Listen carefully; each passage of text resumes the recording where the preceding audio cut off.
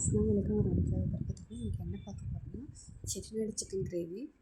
இது வந்து ரைஸ் சப்பாத்தி எல்லாத்துக்குமே நல்லாயிருக்கும். ஃபஸ்ட்டு தேவையான பொருள் என்னென்னா, ஒரு வானலில் வந்து எண்ணெய் ஊற்றி 3 டேபிள் ஸ்பூன் மல்லி, 1 ஸ்பூன் மிளகு, 1 ஸ்பூன் ஜீரகம், அரை டேபிள் ஸ்பூன் சோம்பு, அரை டேபிள் ஸ்பூன் கசகசா, வரமிளகா காரத்துக்கு ஏற்ற மாதிரி, 1 இன்ச் அளவுக்கு பட்டை, 3 கிராம்பு, 1 ஏலக்காய், கொஞ்சம் கருவேப்பிலை எல்லாத்தையுமே நல்லா பொரியிற அளவுக்கு நல்லா வறுத்து ஆற வச்சு தண்ணி ஊற்றி பேஸ்ட் கண்டென்சரில் அரைச்சி தனியாக வச்சுக்கணும்.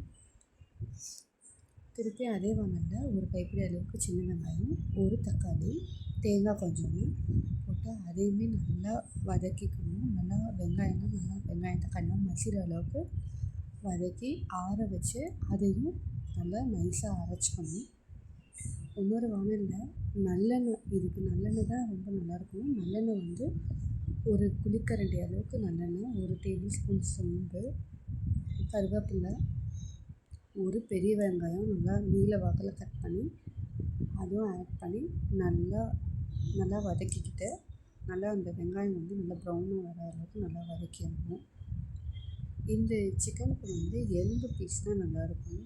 வெறும் பீஸாக எடுத்தாலும் நல்லா இருக்காது. எலும்பாக உள்ள கறி போட்டால் தான் நல்லா டேஸ்ட்டாக இருக்கும். அது நான் வந்து 3/4 கிலோ அளவுக்கு போட்டிருக்கேன்.